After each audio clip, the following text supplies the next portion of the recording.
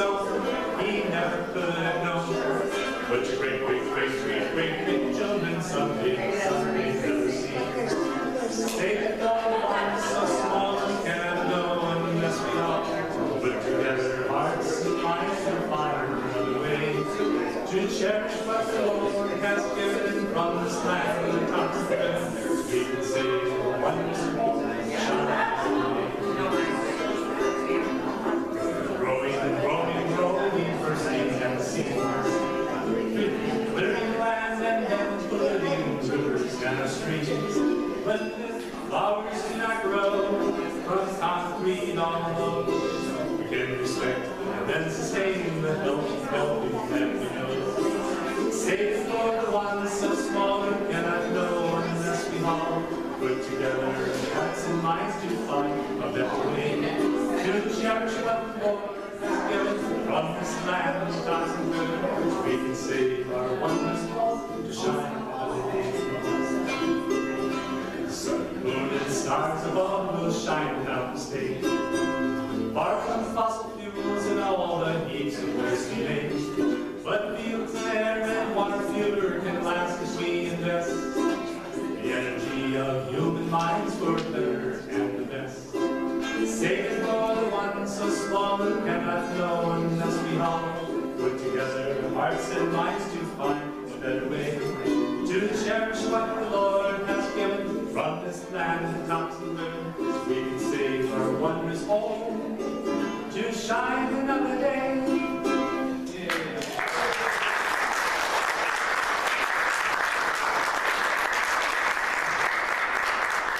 Welcome, welcome. I'm just going to give my name is Chris Erickson. I'm with the Interfaith Creation Community, and we are about 9 churches that have kind of combined our clean teams to try to work together.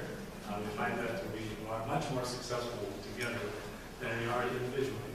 I'm just going to give you a little lay of how the afternoon is going to go, then I'm going to turn it over to Pastor Lynn. The way that this is going to flow is it's a celebration of creation.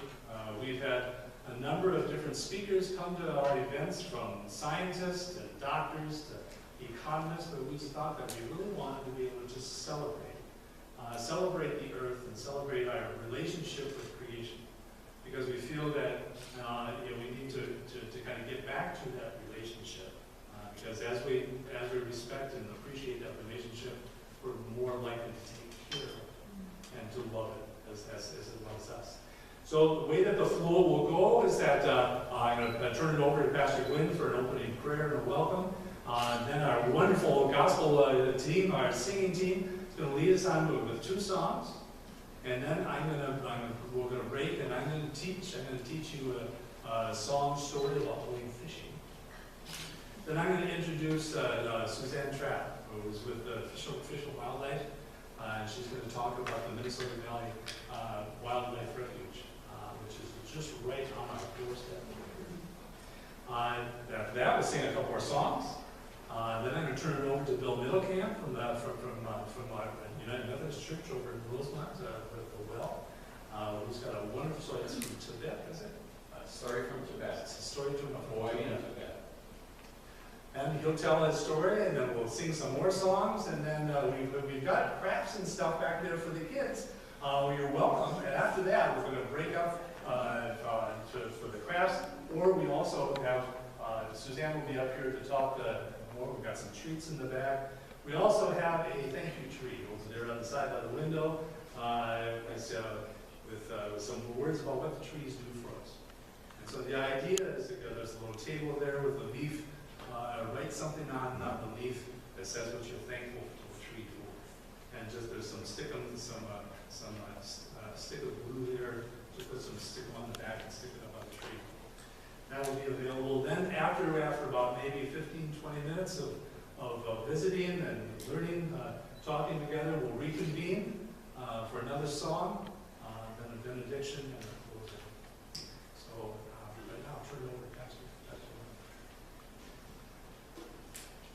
Kind of hard to stand up here and demand any attention when that's what we're here. That's what we're all about. That's what it's all about. My name is Glenn Pratt, and I'm get to be the pastor here at Church of the Apostles. So I do want to welcome everyone, and hope you've found facilities, the bathrooms. We can direct you if you need those at any time. And I just want to say a word of deep gratitude to you folks, especially you folks in the leadership team, for being an inspiration for all of these churches, for calling the churches to come forward, to tapping into our faith as why we do this. These are all critical, in my opinion, and for us to go forward in this world and try to reverse, stop some of the trends that we see that the IPCC report has told us about here recently. It's going to take this very thing that you all are doing, which is falling back in love if we ever fell out of love with the earth, and to be able to try to take in the miraculous of it. Before I pray, I just wanted to point out to you, we're a lot of different denominations. This is our communion table, and this is where we have two sacraments in Presbyterian Church, and this is where we celebrate one of them, which is the Lord's Supper, so that what we understand sacraments to be are a sign of God's presence. So I would like to, for today, say that this is a sacrament. This is a sign of God's presence and love for us, that we've been gifted with this kind of planet. And then I would like to put up here as a reminder of the kind of life that we can live. My beloved statue of St. Francis of Assisi, as a way of feeling the saints through the ages that are here with us and that are calling us to this work. Let us pray.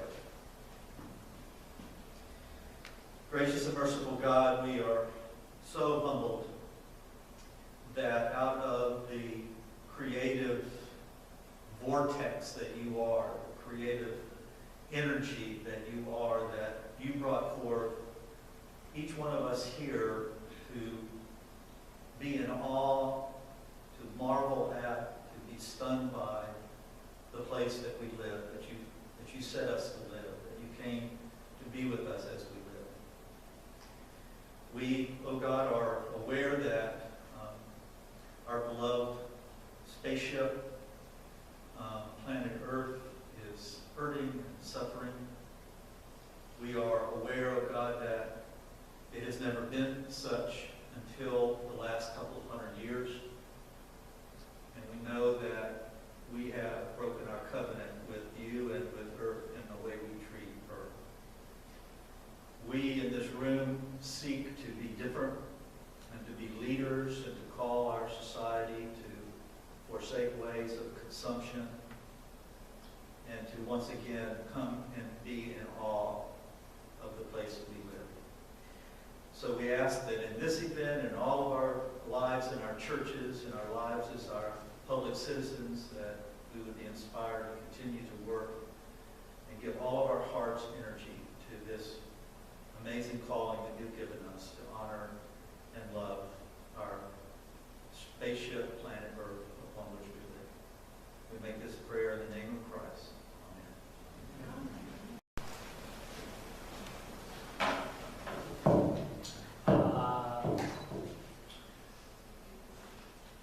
We're going to teach you some songs.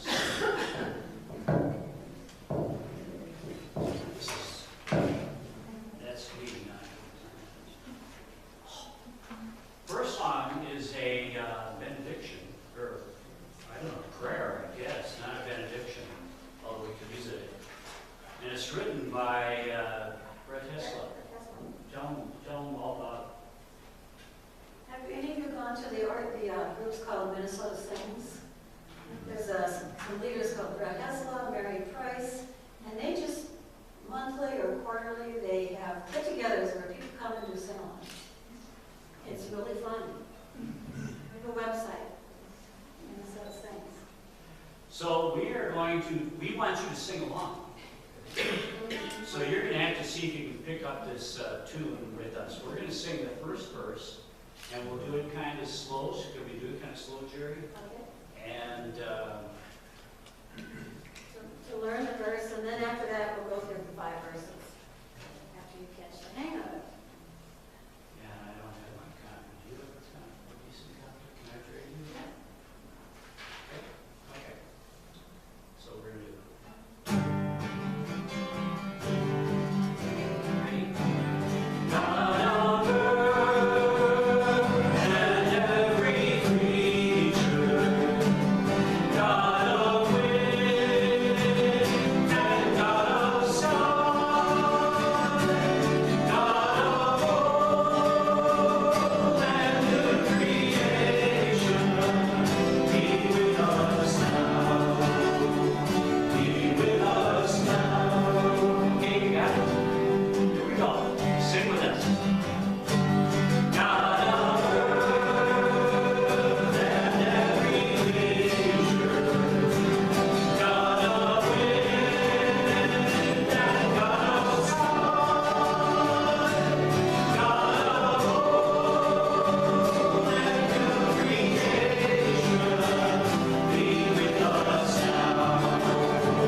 Be with us now.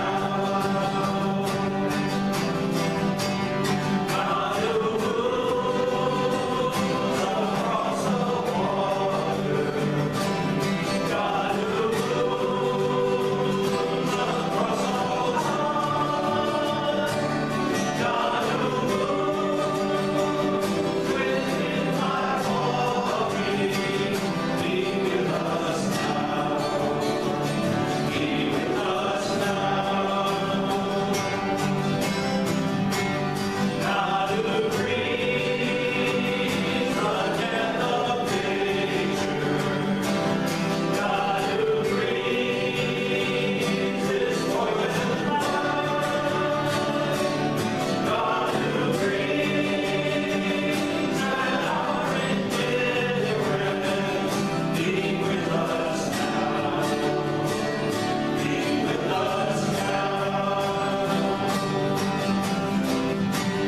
God who weaves each golden sunset, God who weaves the web of art, God who weaves us all together, be with us now.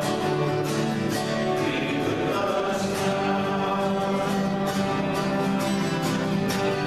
God who calls us to be mindful, God who calls us to make peace, God who calls us to be healers, be with us now.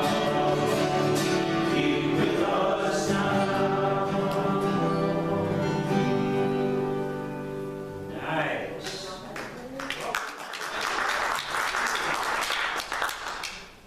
We now have a kids song. You want to go ahead and do the kids song? Okay, would any of you kids like to have a rhythm instrument? Pass them out. We got shakers, drums. Perfect.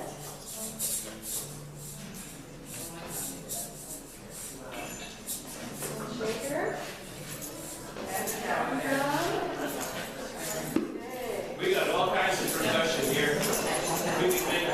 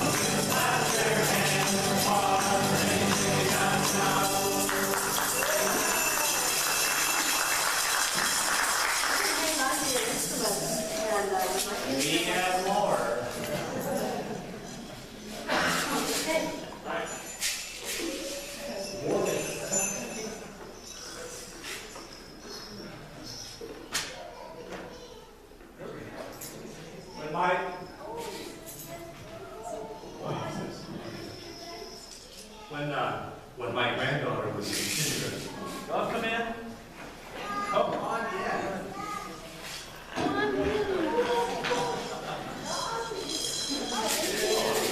When my granddaughter was in kindergarten. Come on up, guys.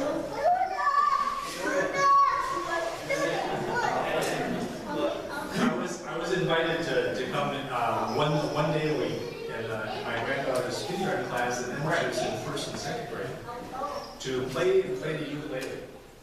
And so it was a great time to be able to teach the kids, and wrote all new songs every time I went in there. So I wrote a new song, and one of the songs was about going fishing. So I'm gonna come over here. All right, we're just gonna wing this. We can hear you. All right, as this song, it's a song about fishing. It's called Fish Tales, and there's some play on words in this song. And one, because I picked out words that sound the same, but they have different meanings. And when I said this to the kids, this kindergartner sitting right next to me said, "Oh, that's a homophone." This is a kindergartner. Said, "Well, a homophone is, two words that sound alike but have different meanings." So there's different ones. So it's about fish tail. You think about fish tail, the thing that wags and you go, well, no, this is a fish tail, T-A-L-E.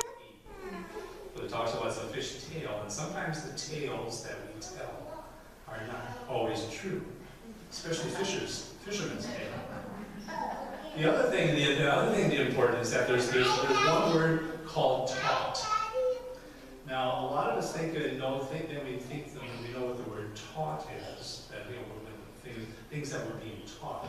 But in this case, taught means when we take a string and you pull it tight, it's taut. Okay? So think about that when it comes along. The other thing to remember is that I'm sitting in the ground with 23 kindergartners around me. And I've become known to them as Grandpa Chris. So think of it, Grandpa Chris comes up in this, so just think of it, so when Grandpa Chris are going to understand. So I'm going to sing this song. It has a lot of emotions to it. The emotions will make sense.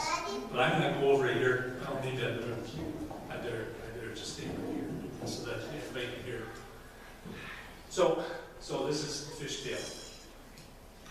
We are going fishing, fishing on the sea. We are going fishing, just you and me. First you take a hook and some slimy icky bait. Toss it in the water and then you have to wait.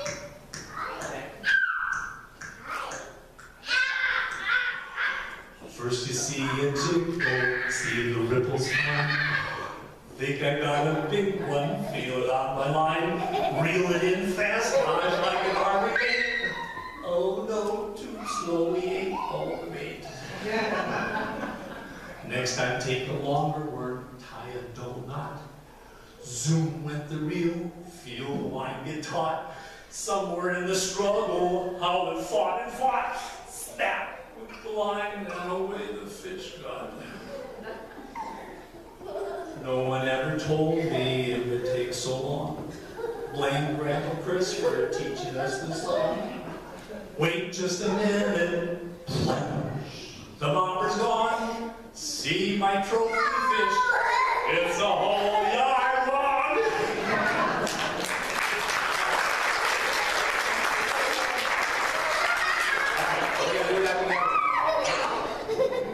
See if you can remember all of this. We are going fishing, fishing in the sea.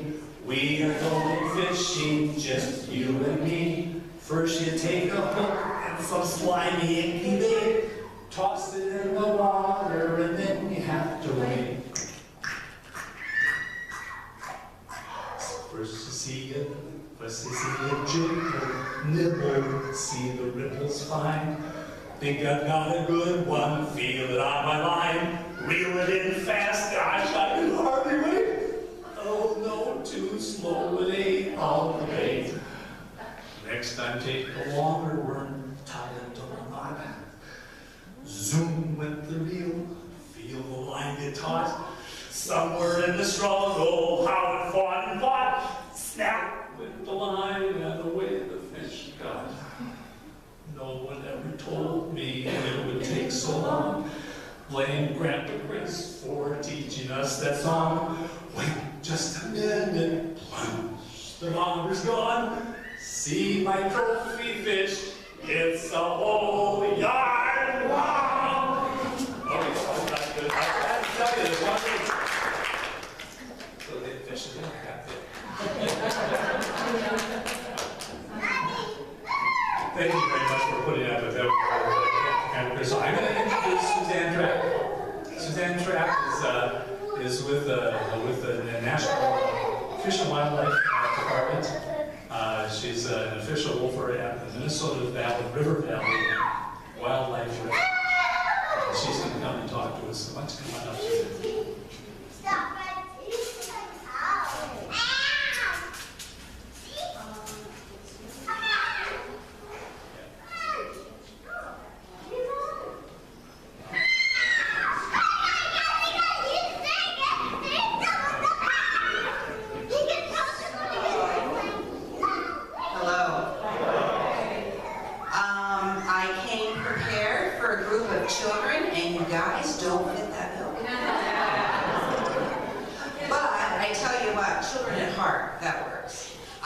So I'm going to go ahead and just explain a little bit about Minnesota Valley, and then for the kids, I brought some cool stuff for them to look at during our rotation.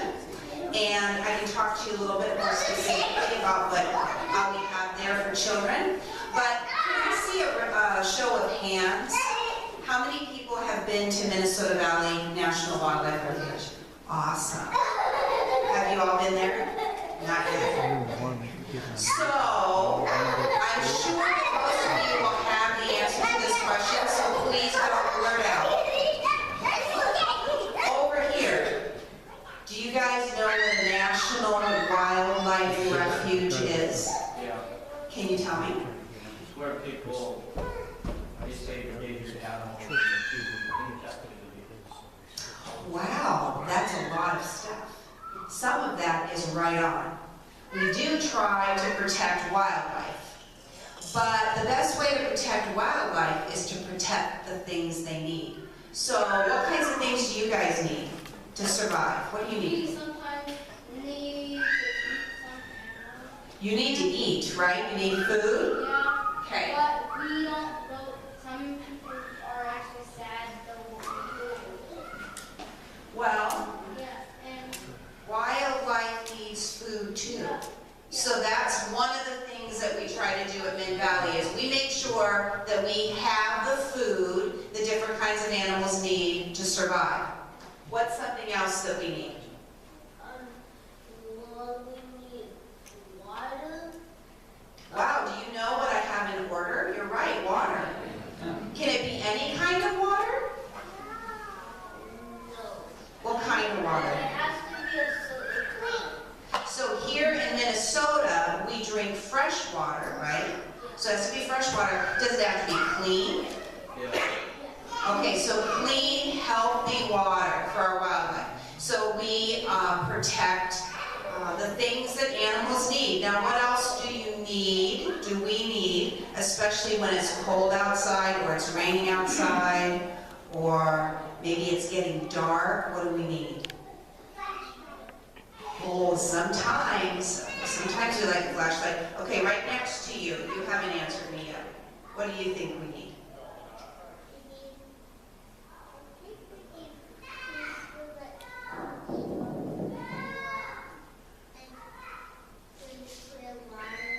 Yeah.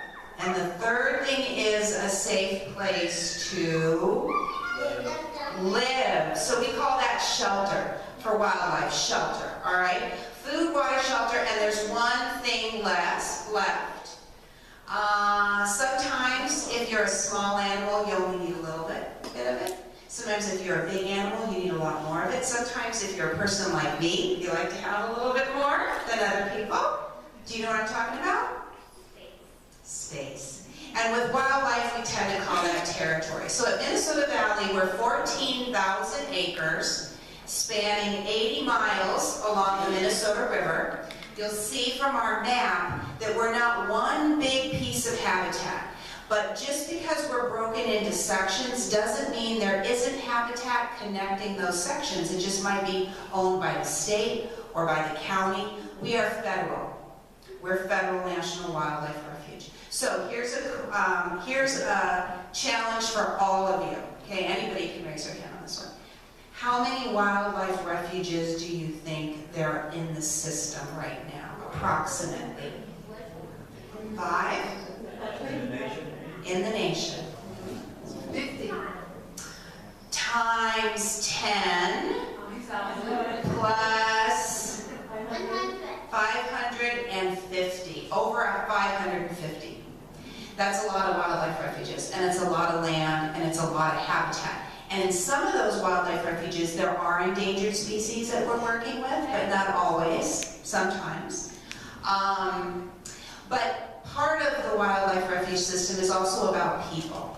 So if you like to hike, if you like to learn about the outdoors, you want to maybe get a little bit better at identifying birds, you just want to come and watch the birds at our feeders, those things are all open to anybody. The thing that's the most unique, I think, in the metro area about our site is that it's free. Everything we do there is free. Our classes, our workshops, our activities. We had a big Celebrating Wildlife in the City event yesterday that included a puppet show.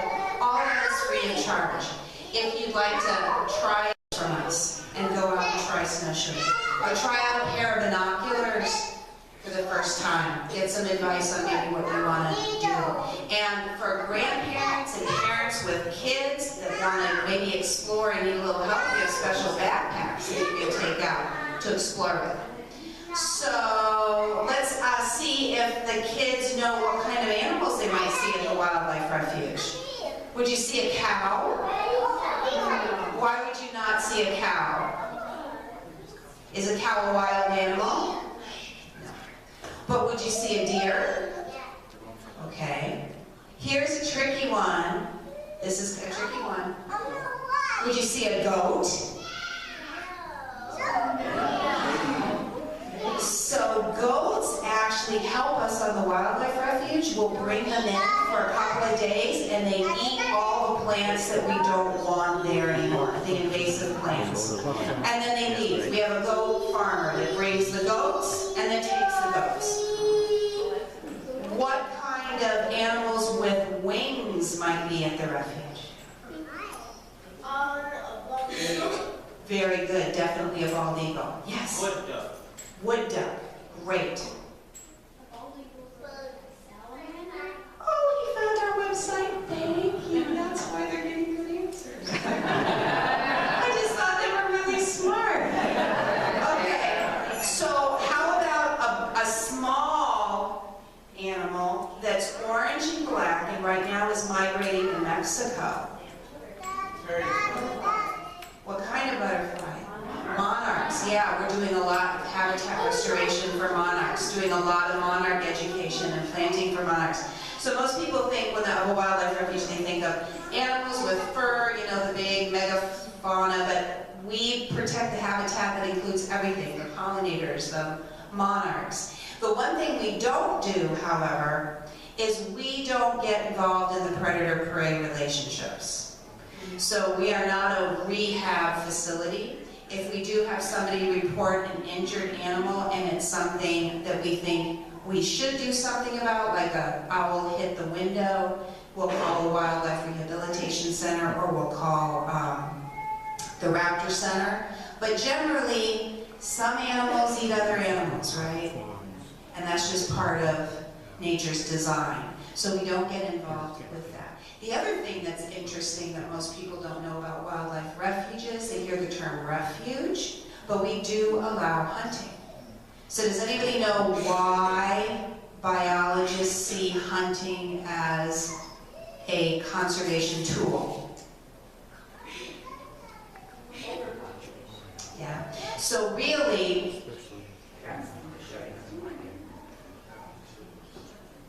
here is a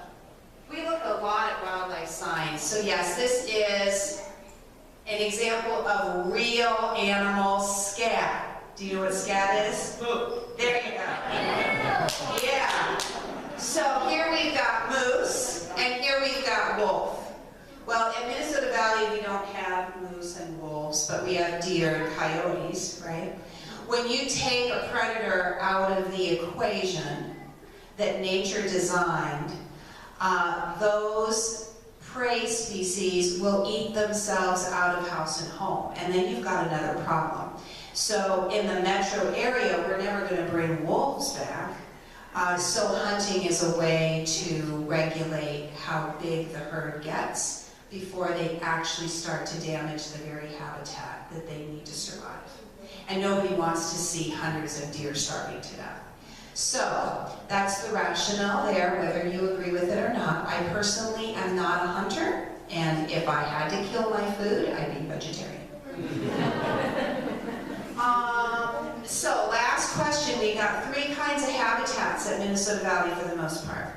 Do you guys know the name for the one that's mostly made up of trees? Oh, he's gonna give you the answers. Tall grass. No. Yeah. Forest. Trees. Tall grasses is the prairie. And then the one where the plants really like to keep their roots wet. What's that one? Wetlands. So lakes, rivers, swamps, those are all different kinds of wetlands, yeah. So I will be available here to answer any questions you guys might have. Thanks for inviting us. Oh, and the last thing I'm going to say is we are really, really special here. We're very fortunate in the Twin Cities. There's only 14 of those 550 plus wildlife refuges that are urban to the extent we are. So we're especially important to nature, to wildlife, but we're also especially important to people. So helping people understand how we depend on nature and how we are influencing nature in negative ways and giving folks a chance to influence nature in positive ways is part of what we do. So if you're ever interested in getting involved in those things, we have a very growing volunteer program, and I'd love to see you out there learning more and helping out. So thank you.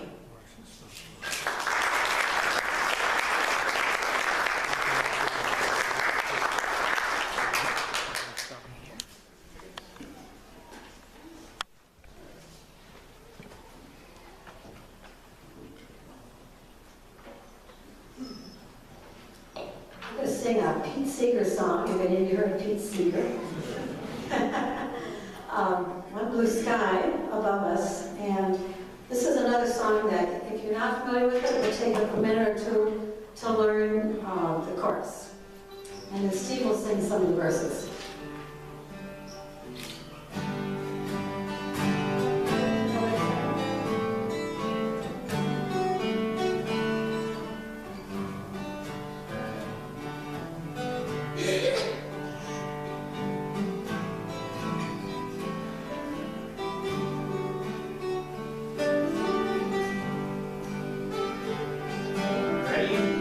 One blue sky above, one ocean laughing on our shore, one earth so green and brown, who could ask for more? And because I love you, I'll give it one more try to show my rainbow ways. It's too soon to die. Okay, that's the chorus. So we're going to start there again with the chorus, and then Steve will do some verses, and we'll do choruses in between. Okay. One blue sky above us, one ocean laughing on our shore, one earth so green and brown, who could ask for more? And because I love you,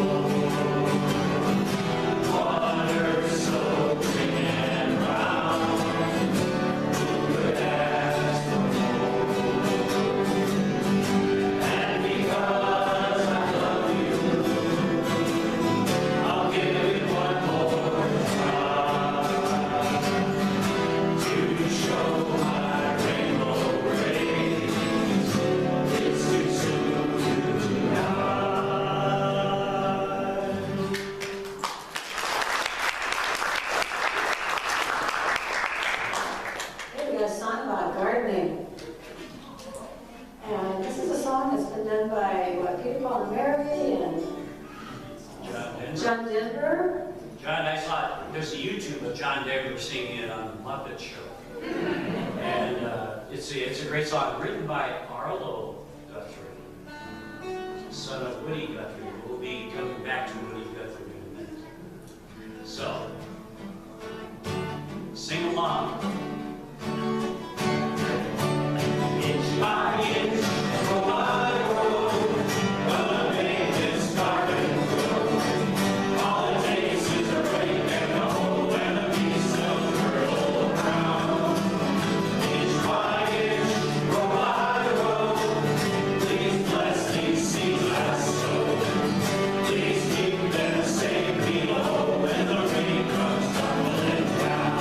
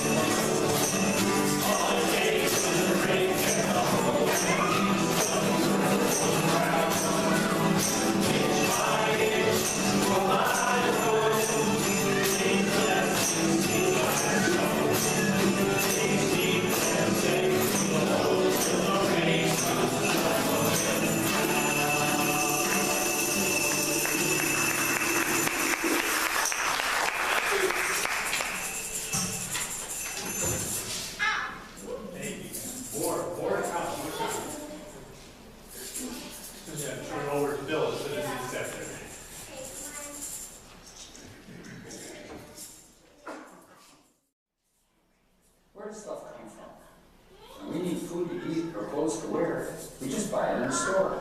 It seems good and easy to be wasteful. There's always plenty to buy. But someone, somewhere, is growing or gathering the resources to make the things we buy. They are growing and gathering them in the earth. Without the earth, there would be nothing to buy. So we must take care of the earth. I'm going to tell you a story about a young boy named Pema from a faraway place called Tibet. Pema helps his family to get the things they need right from the earth. He learns that we must give back to the earth so that earth can keep giving to us. Tibet is a beautiful country with very high mountains. It's very different from Minnesota. As you hear the words and see the pictures of Pema's story, I want you to look for things that are different from the way you live in Minnesota. Pema and the Little Green Tree by Shirley J. Starr, illustrated by Jacinda Jacoby. Not far from the highest mountains, there's an old stone house. In that house, Pema builds a fire.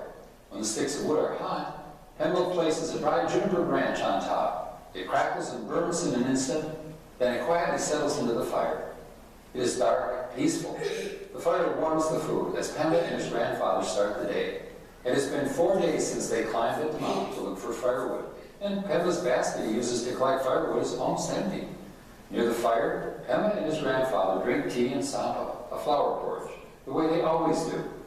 Pema gives one portion of sampa to the ancient Lord of the Heart. I must always try to please the gods, Pema thinks. Pema goes out the doorway of the old stone house. The air outside is not like the smoky air inside. He feeds 2 yaks and splashes his face with ice-cold water. He even has time to look at the mountains above. He smiles, and his heart is filled with happiness. The sky is dark blue, and Pemba can almost feel the massive rock and snow leaning on the village below. When the sun peaks over the mountains, Pemba runs back to the old stone house. To Pemba, the highest mountains belong to the gods. Pemba puts out the fire. He and his grandfather gather their baskets and put them on their backs. They're light now. By evening, they will be heavy and hurt their backs on the long way down the mountain to the stone house. It will take Pemba all day to fill his basket with firewood. His grandfather is old and weak, but very wise and kind. He will go with Pemba today, since Pemba's father, mother, sister, and grandmother have work to do in the terraced fields next to the old stone house. With their baskets, Pemba and his grandfather stand where the path begins. Looking toward the fields, the old, but wise and kind grandfather says the same thing he always says before going up on the mountain. It is good to work in the fields with the hands, Pemba, and always remember the potatoes in the valley do not taste as good as ours. It is the cold water we have in the mountains that makes them so sweet. Pemba has many pleasures, but he was born to live this life on the mountain. The months ahead will be ones of hard work, plowing, planting, harvesting, and storing, and building stone walls so the summer monsoon rain does not wash the soil into the ground. Looking past the terrace where his father works, Pemba suddenly remembers something. The great landslide. It happened last summer during the monsoon. Pemba was standing at this very spot on the path when he saw it all with his own eyes. Pemba's father hits a rock with his hoe, and the sound surprises Pemba and pushes him up the mountain. Pemba puts the thought of the landslide out of his mind too. Then he feels something touch his shoulder. And there, by his side, is Pemba's old but wise and kind grandfather. Pemba remembers what the old man said that day. Change always comes, Pemba. We must think of the new days ahead. Pemba wonders what his grandfather meant by those words. Pemba and his grandfather walk to the firewood. Walking through rhododendron trees, the path is steep, but Pemba can close his eyes and his feet would know the way. He does not stumble, even once. He does not wear shoes, and the cold, dry morning air cracks the skin of his feet. When Pemba and his grandfather walk together, they usually talk about the days of long ago. Pemba's grandfather likes to tell stories, and Pemba likes to listen. Sometimes Pemba would like to see something besides potato fields, but whenever he had gone to the peaks that surrounded him. On the mountain, the sun shines brightly, but the air is cold. As time passes, there is more and more sunshine, and walking is more comfortable. Pemba and his grandfather breathe easily as they walk higher on the mountain. The thin air does not bother them.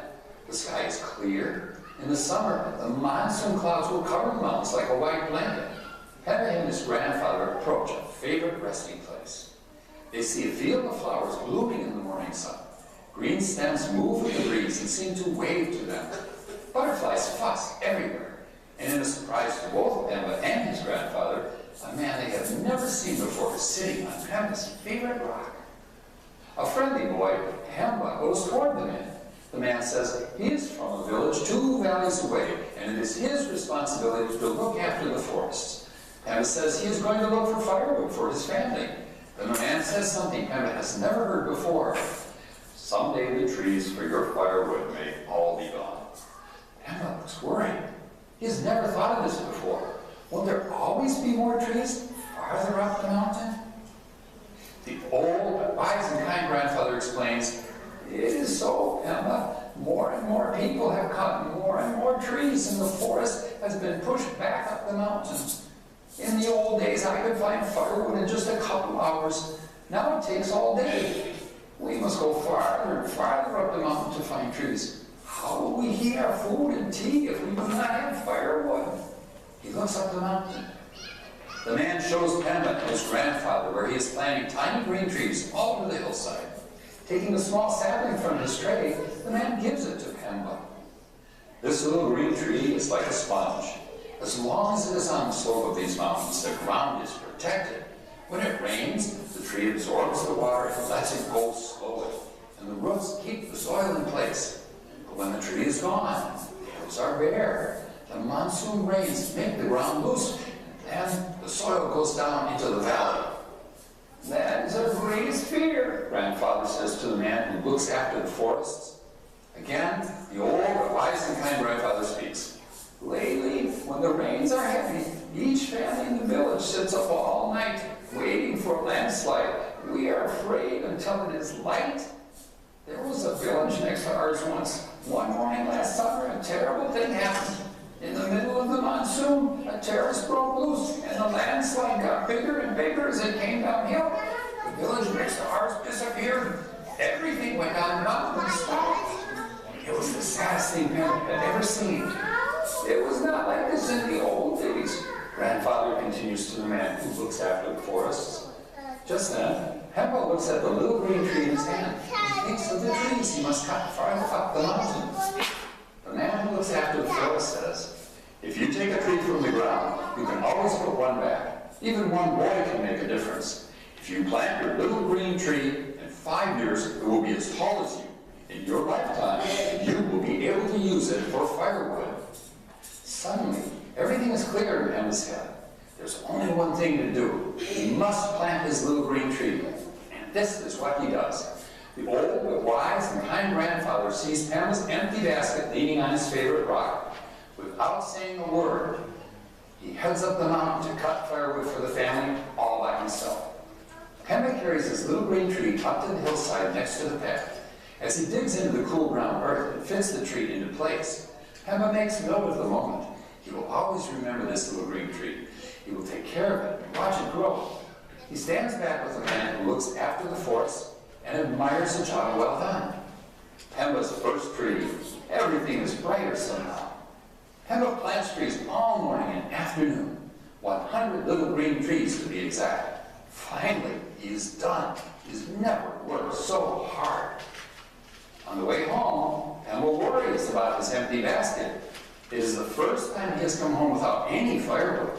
And when Pamela and his old but wise and kind grandfather enter the stone house, it is the first thing his father and mother see. After dinner, Pamela and his father talk it over. And his father explains to him that the basket must be full when he comes home the next evening. Pamela says he will do it. The next morning, after rolling up his tan sleeping mat, Pamela starts out again.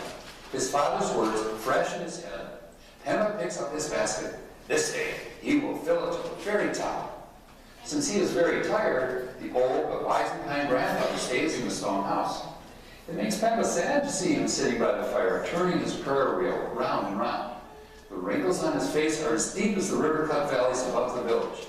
For it was his grandfather who showed Pamela how to cut firewood, and Pamela loves him. After climbing up the mountain all alone, Pamela sees his little green tree. He tries not to think about it and walks right by. But Pamela can see the man who looks after the forest on his hands and knees, planting trees on the hillside. Deep in his heart, he knows it is the right thing to do. When Pamela sees the trees for firewood, he tells himself that if he works fast, he can fill his basket and still have time to help the man who looks after the forest on the way home. And this is what he does. A strong boy, Pamela climbs to the top of one tree and with clean strokes, cuts enough wood to fill his basket. He cuts the new growth of leaves at the top of the tree, fodder for the yaks. The new words are fresh to Pamela's head. If you take a tree from the ground, you can always put one back. It doesn't take Pamela long to finish his work and get back to the little green tree. He plants as many trees as he can. But when the afternoon sun finally goes behind the mountains and all is dark except for the sun that peaks, towering over everything, Pamela stops. He must head back down the winding path to the old stone house. Before he goes, the man who looks after the forest gives Pamela a little package covered with brown paper, tied with white string. He instructs Pamela to open it with his family when he is home. Pamela says he will do it. As Pamela goes down the mountain, the man who looks after the forest thinks to himself that Pamela and the little green tree have a lot in common. And after planting one last tree, he goes to his own village 2 valleys away. In a surprise to Pamela, his father greets him when he returns to the old stone house. He tells Pamela that the old, wise and kind grandfather is full of everything the man who looks after the forest has said. He gives Pamela the new tool for digging that his old, wise and kind grandfather made that very day. After the evening dinner, Pamela opens the package in front of his family. Inside is a small gold frame with glass a clean white piece of paper. On the paper are the words, "To Pemba for 100 green trees." Pemba smiles and his heart is filled with happiness. Tired and feeling safe at home, Pemba bundles up on his hand and shuts his eyes. He remembers what the man who looks after the forest had said. Even one boy can make a difference. As he looks up at the very special gold frame that hangs on the wall above his basket, Pemba thinks of his little green tree. Then, like the mountains above him, he drifts off to sleep.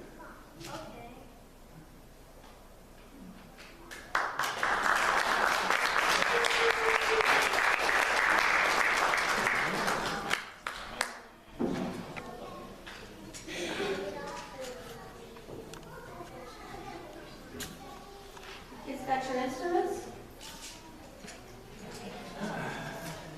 We won't use instruments on this first song, but on the second one. Healing River.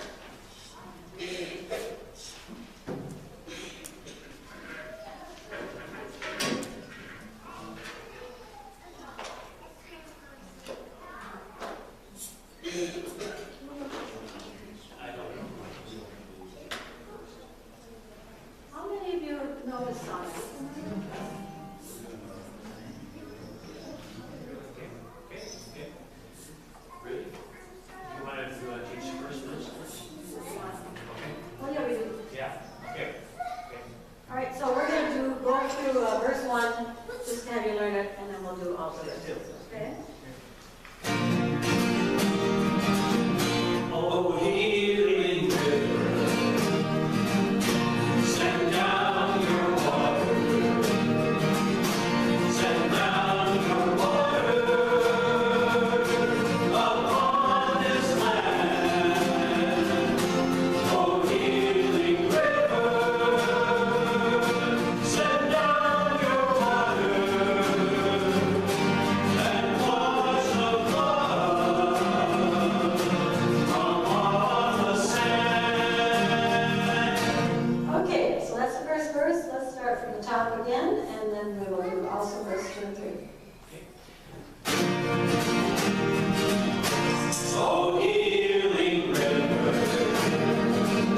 send down your water, send down your water upon this land. Oh, healing river, send down your water and wash the blood from on the sand.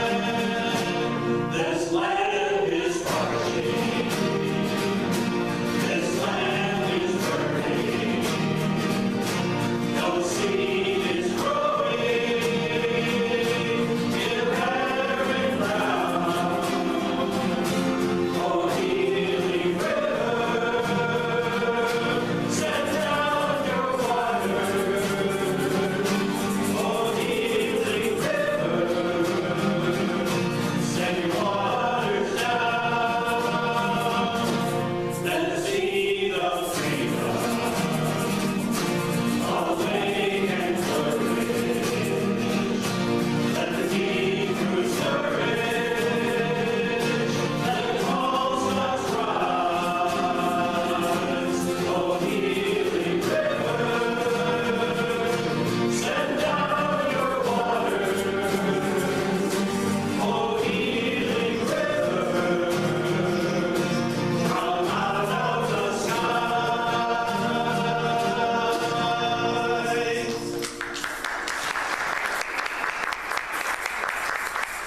All right, now we're going to sing This Land Is Your Land.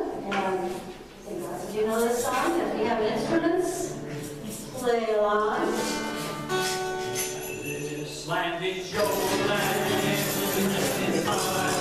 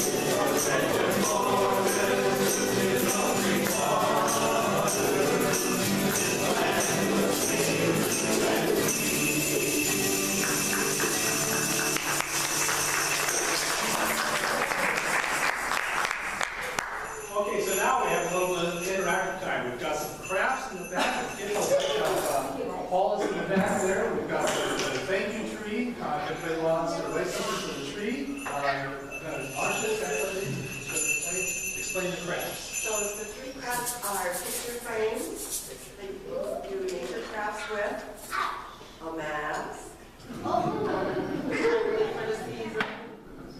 And over here, we have seed balls that are wildflower seeds wrapped in soil and clay that you can plant and grow your own flavors with next summer.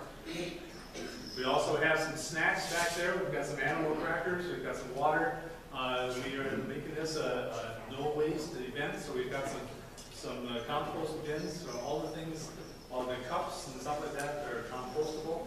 So when you throw them away, make sure you throw them in one of the plastic the bags back there. So let's get coming and talk to Susanna. Look around some other things. We'll do this for about 20 minutes. Then I'll play my ukulele again, and we'll come back again for a closing.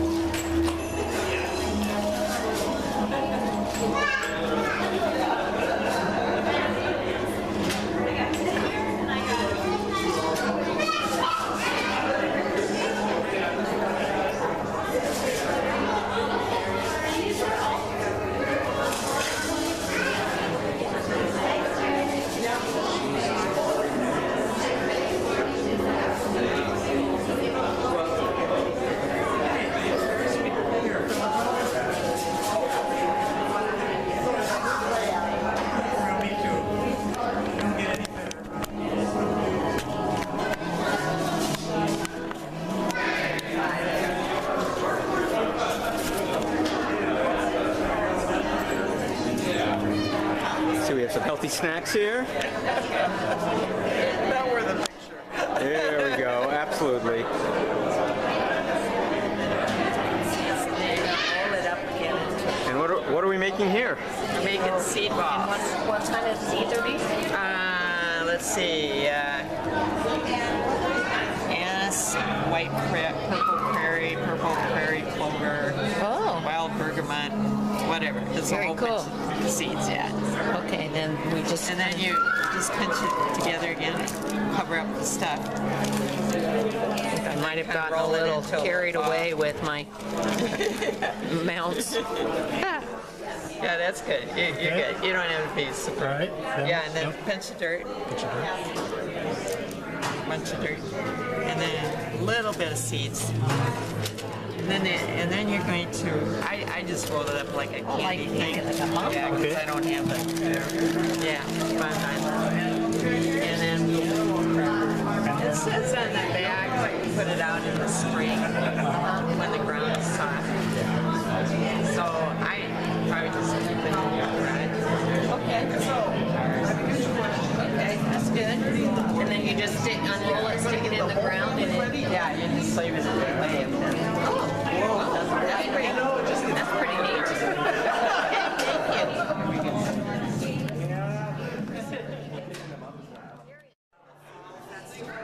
How we got early wildlife moments. So we had a costume, wildlife animal costume parade. The kids came and dressed up. Some of us grown-ups dressed up too. We had leaf printing. We had the wildlife rehabilitation center come and talk to us about what you should do or shouldn't do this time of year for waterfowl. I didn't realize, but a lot of our parking lots look like open water. So a loon and certain kind of ducks will land, thinking they're landing on water, and it will injure them. And they can't take off because of their body structure. They can't take off from the ground. Yeah, right. So they're getting a lot of calls, a lot of people bringing in birds for that. We had a puppet show from Part of the Beast. I don't know if you know them, but they're a big organization.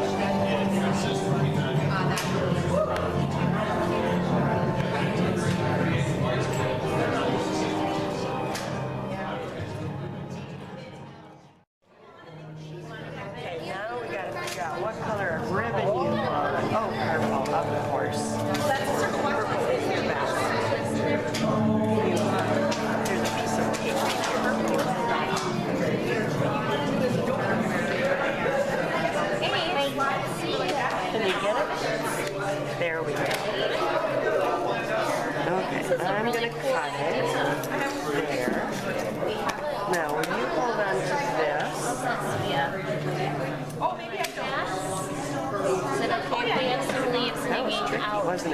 hold on to that or no?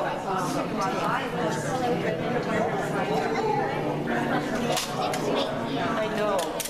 From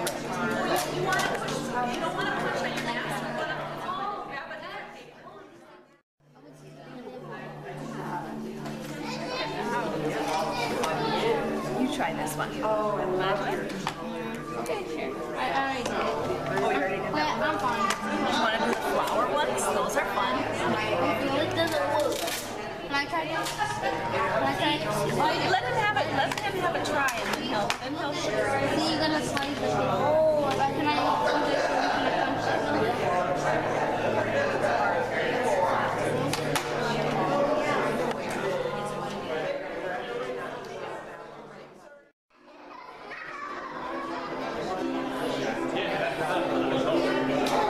Not as much fun as we used to use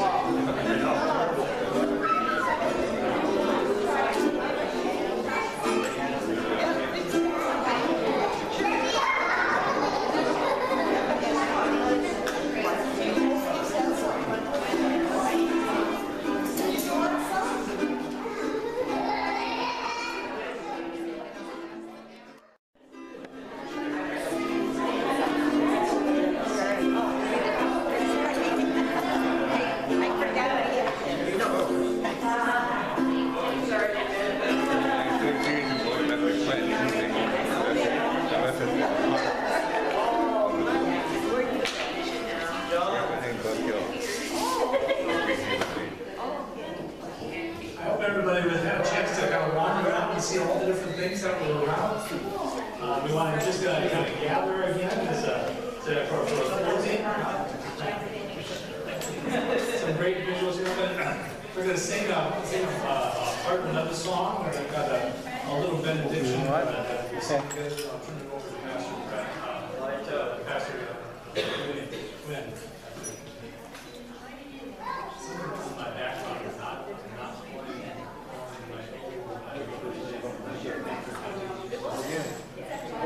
but I'm going to invite the band up again. We're going to do the song.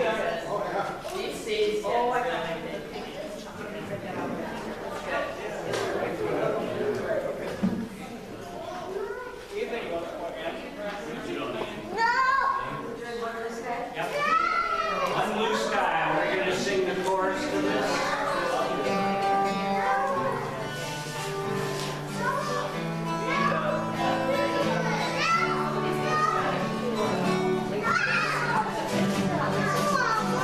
One blue sky, one light in our shoes. Water so clean and brown. Who could ask for more?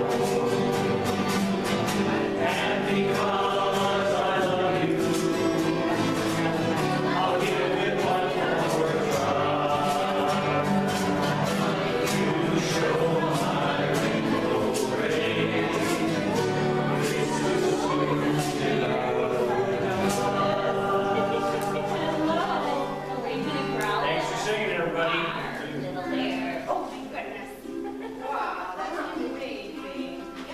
I was had the privilege of being at the service here at Presbyterian Church of the Apostle today. And what I was struck by is that you have a song that you sing at the end. And it was just so touching. And it reminded me of, I used to attend a church in Hawaii called Kapiolani Baptist Church. No longer there. They always close the service with the same song, just like that memory came to me this summer as the faith creation here. We had sacred encounter events over at Kaponi Art Park. An attempt to try to just a group of people in nature, immersing ourselves in nature, and sharing stories and singing songs and stuff. And the idea of this benediction came to mind. And then I was thinking about that Hawaiian church, but it was just a reinforcement coming to your church here today. I don't know the words. it's a pretty easy one. I'll sing it to you and then let's see what it comes to again. Do it again together. Send us out to sow, send us out to be. May you in your bountiful bosom keep all our hearts and minds on our earnest prayer. As we tend your land, as we heed your plan, as we place our hand in your hand. Send us out to sow, send us out to reap. May you in your bountiful bosom keep all our hearts and minds on our earnest prayers. As we tend your land, as we keep your plan, as we place our